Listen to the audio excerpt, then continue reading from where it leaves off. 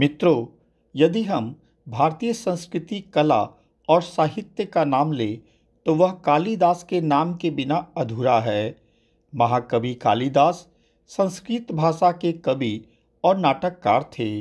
वे भारत के महान राजा विक्रमादित्य के दरबार की शोभा बढ़ाते हुए उनके 9 रत्नों में शामिल थे। उनका पूरा जीवन रहस्यों से भरा हुआ काफ़ी रोचक था।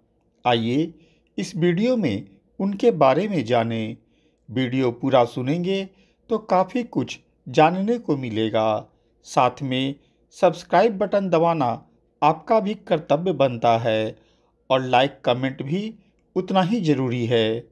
मित्रों, भारतीय साहित्य के अंतर्गत कालिदास का नाम स्वर्ण अक्षरों में लिखा हुआ है।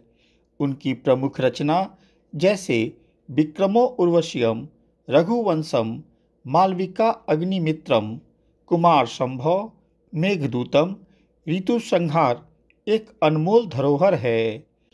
कालिदास का अर्थ होता है काली का सेवक, परंतु वो भगवान शिव के परम भक्त थे। ऐसा कहा जाता है कि एक बार पत्नी के काफ़ी धिक्कारने के बाद वह घर त्याग कर चले गए, जिसके पीछे उनका उद्देश्य था कि वह जिस अज्ञानता के कारण धिक्कारे गए हैं उस अज्ञानता को दूर कर वह परम ज्ञानी बनकर ही लौटेंगे।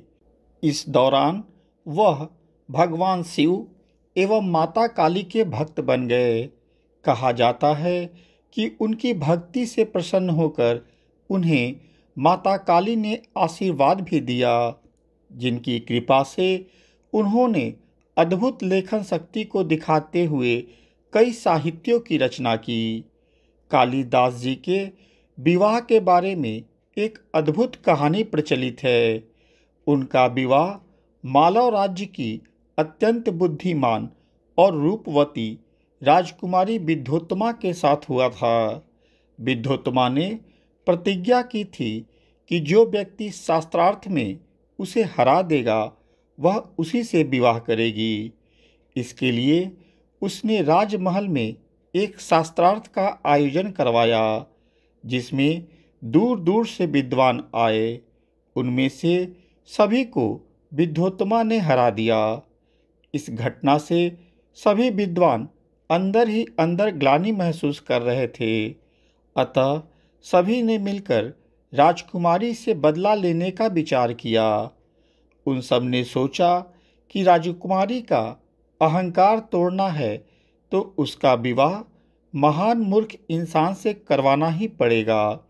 इस तरह सभी विद्वान वैसे व्यक्ति की तलाश करने लगे जो महान मूर्ख हो।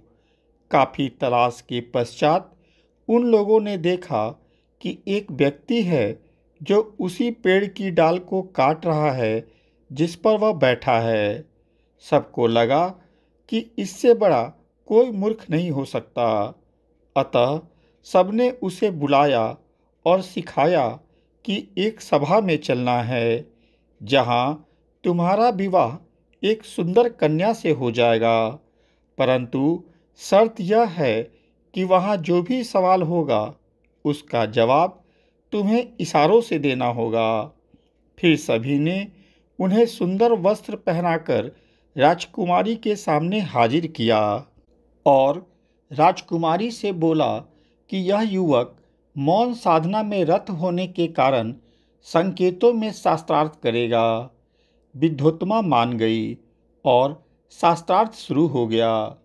विद्योत्तमा ने ऊपर दिखाते हुए एक उंगली उठाई, जिसका तात्पर्य था ईश्वर एक है और वह अद्वैत है। उनके इशारे को कालिदास गलत समझ बैठे। उन्होंने समझा कि वह मेरा एक आँख फोड़ना चाहती है। इस पर कालिदास ने जवाब में 2 उंगली ऊपर उठाई, मतलब तुम मेरा एक आँख फोड़ोगी तो मैं तुम्हारा दोनों फोड़ दूंगा। परंतु इन इशारों के खेल को विद्वानों ने घुमा दिया। विद्वानों ने समझाया कि कालिदास कहना चाहते हैं कि ईश्वर एक है परंतु प्रकृति और विश्व के रूप में वही अन्य रूप धारण करते हैं। अतः पुरुष और प्रकृति, परमात्मा और आत्मा दो दो शाश्वत हैं। विद्योत्तमा कालिदास के इस जवाब से काफ़ी प्रभावित हुई। फिर विद्योत्तमा ने अपनी हथेली ऊपर करते हुए पांचों उंगली ऊपर की ओर दिखाई, जिसका तात्पर्य था, आप जिस प्रकृति, जगत, जीव या माया के रूप में द्वैतवाद को स्थापित कर रहे हैं, उसकी रचना पंच तत्वों से होती है। ये पंच तत्व हैं पृथ्वी, पानी, पवन, अग्नि और आकाश। ये सभी तत्व अलग अलग हैं। इनसे सृष्टि कैसे हो सकती है? उनके इस इशारे को कालिदास ने यह समझा कि राजकुमारी मुझे थप्पड़ मारना चाहती है। इसलिए कालिदास ने मुक्का बनाकर इशारा किया कि तुम थप्पड़ मारोगी तो हम मुक्का मारेंगे। इस पर विद्वानों ने कहा कि इनका तात्पर्य है कि जब तक पंच तत्व अलग अलग रहेंगे, सृष्टि नहीं बनेगी।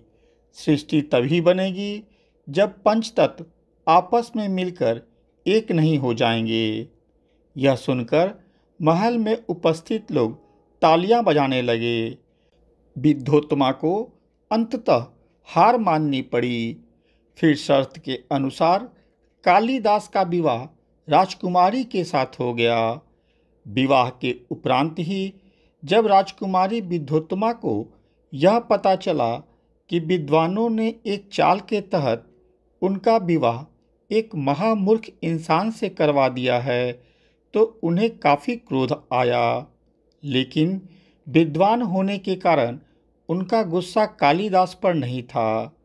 उन्होंने कालिदास को ही विद्वान बनाने की ठान ली।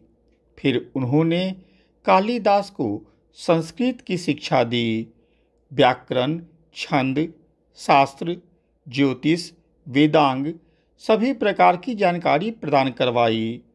परंतु जब कालिदास को शास्त्र का ज्ञान जैसे जैसे हुआ और पत्नी के धिक्कार का एहसास हुआ, तो वह घर त्याग कर निकल गए। घर त्यागने के काफ़ी दिन बाद तक वह अज्ञातवास में रहे, जहाँ वह अपनी शिक्षा के स्तर को और ऊपर कर अनेक ग्रंथों की रचना की। ख्याति इतनी ज़्यादा मिली कि संपूर्ण राज्य में उनकी विद्वता की चर्चा होने लगी। परंतु कहते हैं, इंसान जब विद्वता में काफ़ी ऊपर होता है तो मोह माया से दूर हो जाता है। वही हालात इनके भी हुए। ऐसा कहा जाता है कि फिर ये कभी वापस नहीं लौटी तो बस इनकी ख्याति। इनका जन्म, मृत्यु, जाति सभी पर विद्वानों में मतभेद है, परंतु मान्यता है कि कार्तिक शुक्ल एकादशी दिन रविवार को 95 वर्ष की अवस्था में इनका देहांत हो गया। मित्रों, जितनी जानकारी मैं जुटा पाया वह आप तक पहुंचाने का प्रयास किया हूं। अगर आपको मेरी यह वीडियो अच्छी लगी हो तो चैनल को लाइक, सब्सक्राइब और शेयर करना नहीं भूलें। साथ में बेल बटन भी दबा दें ताकि अगली वीडियो आते ही आपको सूचना मिल जाए। धन्यवाद।